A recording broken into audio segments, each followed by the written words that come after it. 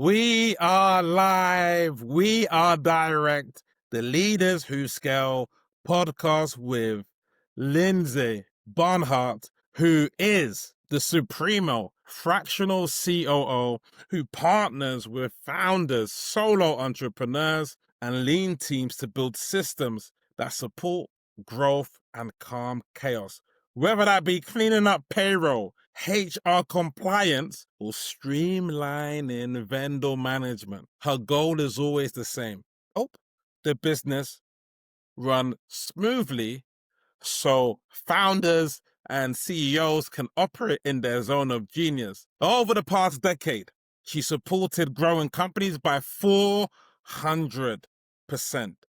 She focused on the core values, connection, consideration, and service. Straight out of the Bay Area, California. Lindsay, speak to me, sister. Well, hi, Jay. Thank you for having me. I'm really excited to be here. So I'm Lindsay. I'm the founder of LJB Ops, which is a company providing fractional COO high-level operations support to small businesses here in the Bay Area. I launched just under a month ago after almost 20 years in small business operations. So, kind of back to my roots, working locally with small businesses here in the East Bay and around the Bay Area. My specialties are process design and improvements, recruiting and onboarding, because I worked in recruiting for a long time as well.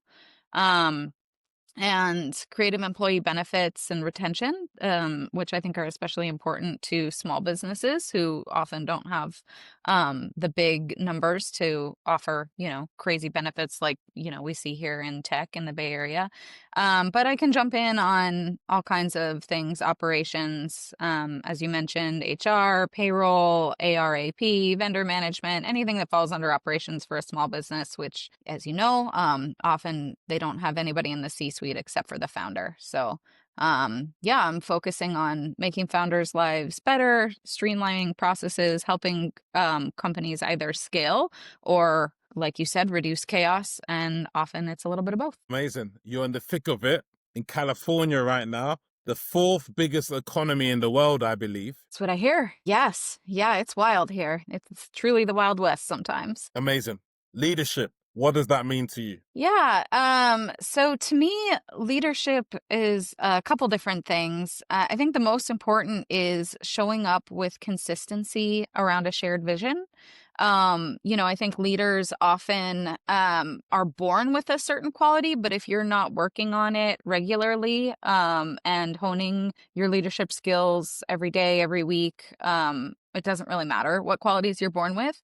So to me, what that looks like is good communication with your team, whether that's, sharing the initial vision and getting their input, or executing the plan, following up on goals that you've set, and making sure that the work that you're doing and that your team is doing is aligned both in the past and in the future towards that goal. I think there's a huge element of collaboration because no one person is everything that a leader needs to be. So surrounding yourself with the right team, the other leaders in your business is important. And then, it's a little taboo, but I actually think ego can play a part in strong leadership. It can give you the drive to put yourself out there and take risks and on behalf of your team. But then also it's important to know when to set your ego aside and say, okay, I need to let somebody else lead for a little while because I'm not the right person for this. So it's a multidimensional quality. Good answer there. Love the layers there. I recently read a book by Daniel Goleman, Emotional Intelligence, EQ is more important than IQ. So Yeah. in terms of what you're speaking about, are all of those things synonymous with EQ? It's a good question. I don't think any of them are synonymous with IQ. So I would say that, yeah, EQ plays a big, big part. You'd asked me a little earlier about, women in leadership specifically, and, not to toot our own horns, but women do tend to have high EQs, in terms of, understanding, other people, in terms of kind of big picture understanding of big picture processes, that type of stuff. And so, yeah, I absolutely think EQ plays a big part in leadership. And because the IQ stuff you can supplement, I think, a little bit better with other people, with education. EQ is a little harder to work on. Amazing. Who's good for you? Like, what's the ideal client? Have they got 10 employees so they can at least afford you? Are they in tech? Are they female led? Like, break it down for us. Who's good for you? Yeah, yeah.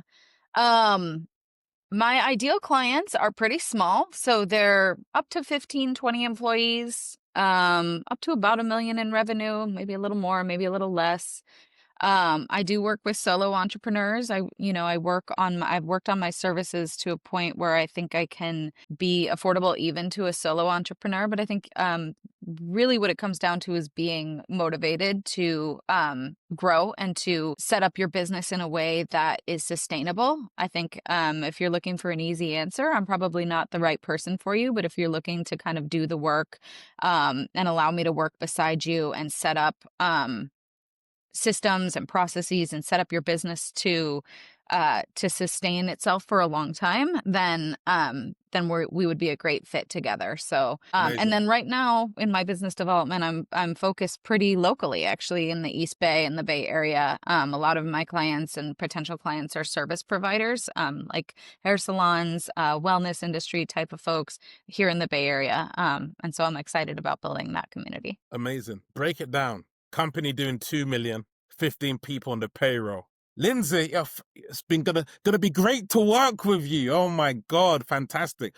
Could you just break down what are the three main pillars that we're gonna focus on to scale me from 2 million to 5? Yeah, great question. I think a lot of businesses right around that area, when you're kind of moving from, let's say, 5 to 6 to 8 employees, and you're in a situation where, maybe you meet multiple times per week, and then you go up to that number 15, revenue increases. That's where you start to see a bit of a breakdown in, processes, because when you have a really small team, it's easy to kind of all get on the same page, and we've all been here from the beginning, and so we're kind of doing the same things that we all came up doing in this business. Once you start hiring up, let's say, past 10, I think, really past 10 employees, and everyone's really focused on revenue, and, wow, we're doing so well financially, that's when the breakdown kind of starts to occur in terms of process, in terms of, vision. Where are we going from here?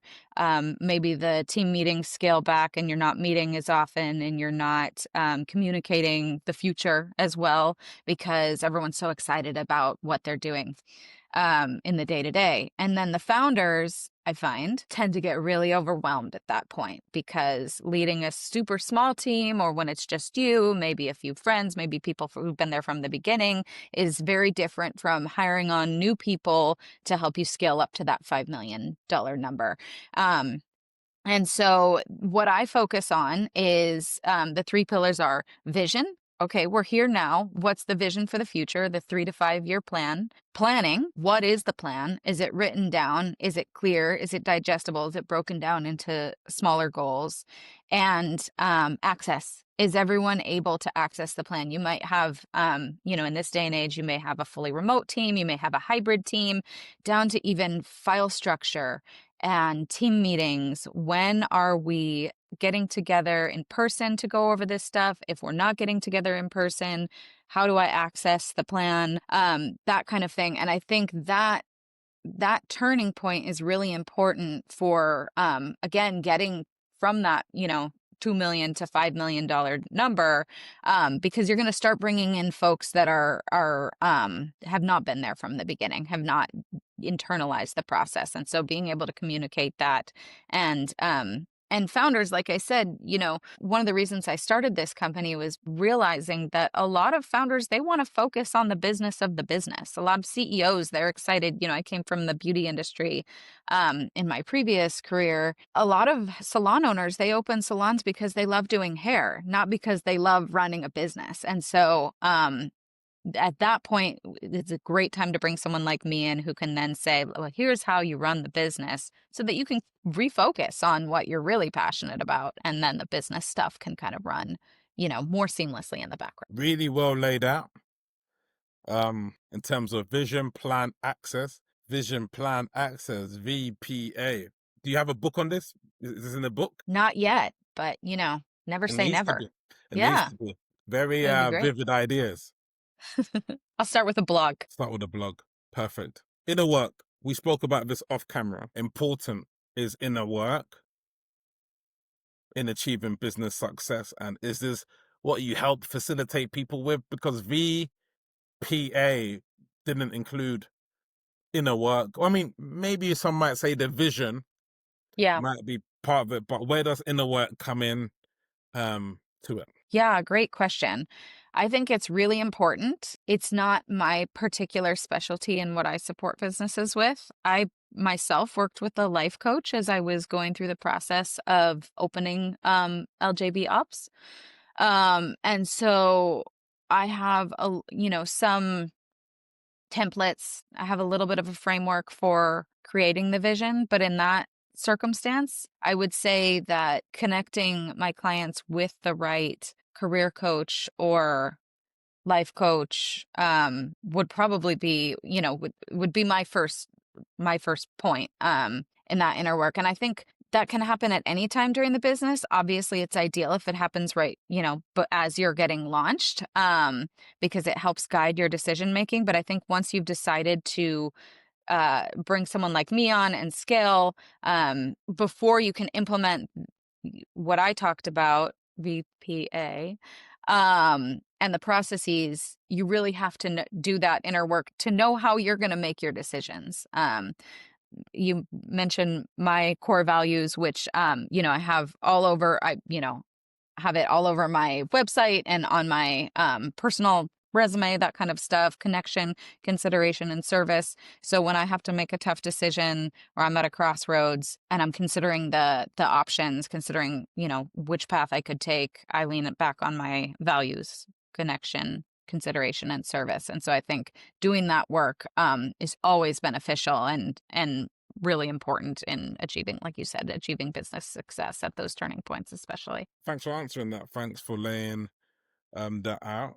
What's the big goal in 12 months? What would make your business a carnival? What I would really like to see in 12 months, and as I mentioned, I'm just getting started and I'm focusing locally, is to start to see the businesses that I've worked with achieving success in the local community here in the East Bay, particularly in San Leandro. I want to be able to, and the reason why I'm focusing locally is to be able to tangibly see the economic improvement in the area, particularly with the small businesses, because I think in this day and age of hyperconnectivity and globalism, small businesses remind us of our humanity.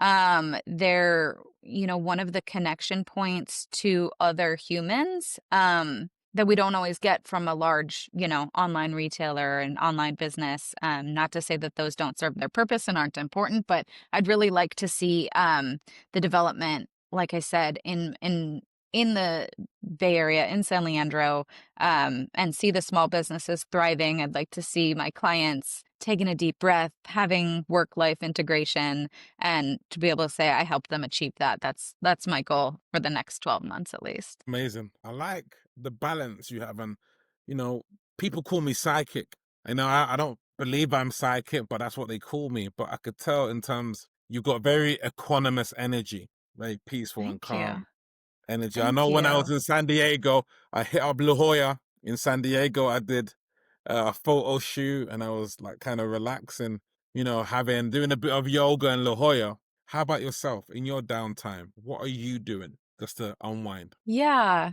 good question. Um, I am, well, I got off of social media about a year ago, a little more than a year ago. I have to get back on it a little bit more. I mean, I've stayed on LinkedIn because I was in recruiting and LinkedIn's important for business. I'm getting into some networking stuff with Alignable and LinkedIn. But kind of in line with what I said, what I'm really focusing on is in-person connection, getting to know my neighbors. I think some residual stuff from the pandemic is still with me. And so um, I've been focused on being there for, like I said, getting to know my neighbors, being there for my friends, taking the time to, if a friend has surgery or has a baby, cook for them, bring them food. It's not, your typical like meditation, but there was a time in my life where I just didn't slow down to do that kind of stuff. I'm volunteering at my kids' school. It's not relaxing at all to be with a bunch of second graders, but does fill your cup. It is invigorating. Amazing. It's a different kind of satisfaction. So How that's, many yeah, kids you that's got? what How I'm many doing. kids? I have two. I have two boys, an 11-year-old who I do not volunteer at his school anymore, but my 7-year-old still wants me around there. So Amazing. that's And that taking leads advantage of into a that. question. How do you balance parenthood and business? Because, yeah, how do you balance it? Like, do you work weekends or is it strictly that's family time, or like, how do you balance everything? Yeah, I do. I do work some weekends, but I think with younger generations coming up into the workforce, I'm seeing there's more flexibility to work when you can. Of course, that's a privilege. It depends on what type of work you're doing. But, it's kind of I'm a millennial myself, but when I see kind of Gen Z and my kids, I think are Gen Alpha coming up and their priorities, and I'm trying to learn from them. The way I balance it is that I kind of do like start and stop during the day. So I'm up early at 6, but that time from 6 to 7 is to kind of center myself. I work from home, so I'm doing my dishes, but I also count that as kind of setting my workspace.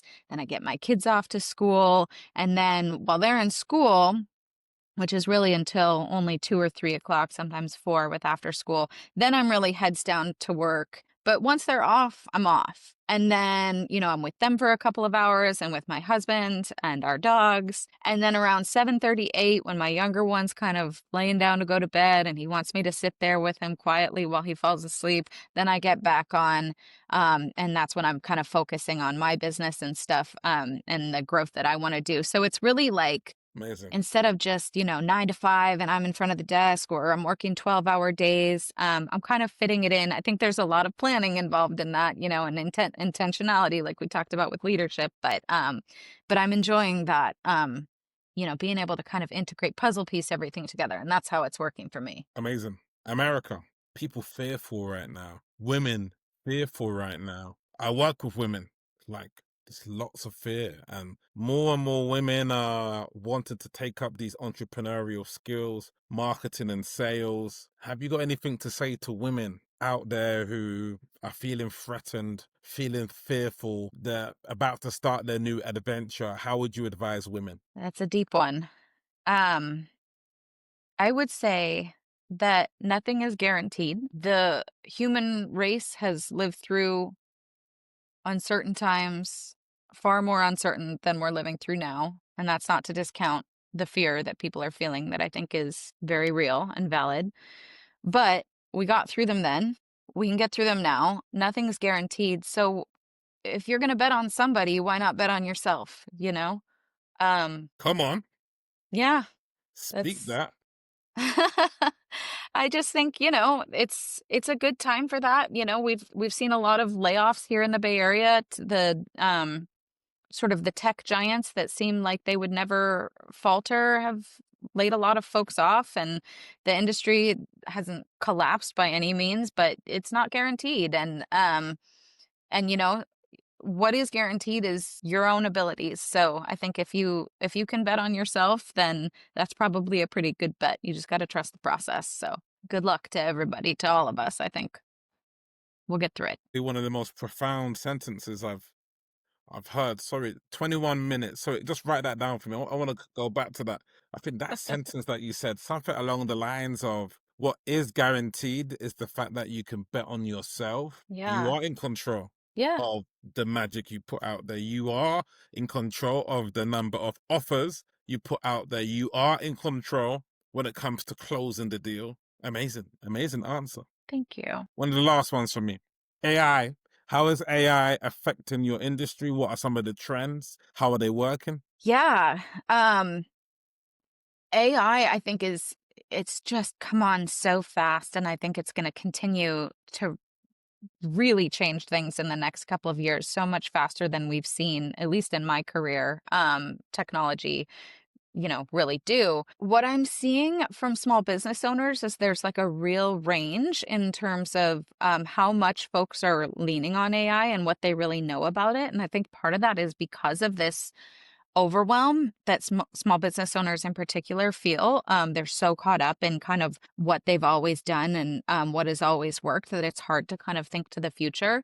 And so I'm coaching a lot of my clients through um, how they can lean on AI to and harness it to really their own benefit. I think there's some sense of, oh, that's, AI is for the other, that's for bigger companies, but there's really a lot of ways that AI can support small businesses and help founders take back some of that time. I mean, even down to the really simple things that ChatGPT can do. Um, and so I'm working with folks to use it in a way as a tool. It doesn't replace, at least not yet, humans. It's not replacing human intelligence and the kind of collective institutional knowledge that we all have. But if you lean on it as a tool, it can really help balance out your life a little bit better, give you back minutes to hours in every day. And I think that's going to be really important for small business owners that I think as a society, we want to see them succeed. We want to see small businesses stick around. That's pretty universal. So if we can tap into that for them in a way that gives them that power back and gives them that time back, then I think that we'll see more success. It'll lead to greater successes for small businesses. Is it? How do they get in contact with you? We'll put the links in in the post. Get this on LinkedIn. See if we can Great. get some people coming your way. But how can they get in contact with you? Who's the most ideal people that you want to connect with? Yeah, any small businesses that, like I described, in the Bay Area, I'd love to chat. It's free to talk to me. The solutions that I offer are so customized that it's really helpful to have those conversations, just 30 minutes to learn about your pain points. And then if you're interested, I just provide you with a proposal showing, exactly how I can help.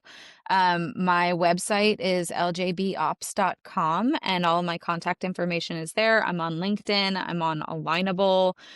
I am on Instagram, but you won't find much content there yet. I'm working towards that. Yeah, I mean, like I said, I'd just love to connect and chat. I'm kind of in the mode of just learning about everything that everybody needs right now. And I'm happy to talk through what I've done in the past, but also most importantly, learn about what these small business owners and founders where they really need support and step in and provide that for them. Amazing. From Jude to Lindsay, it's not hearsay when it comes to business. She does not play. Round of applause for Lindsay in the cyber building. London to Cali. I Cali like that. girls are the irresistible. La la la la la la la la la la la.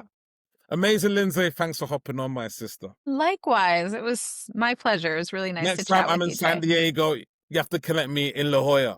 That's Oh, where that I would be hang. great. We're La in San Jolla, Diego a couple times a yeah. year. It's great down there, La so I'd Jolla, love Mission to. Valley. You see me in Little Italy. That's where you see me. It's great. I'll see you Sounds great. there. Amazing. Woo, that is it. Another episode.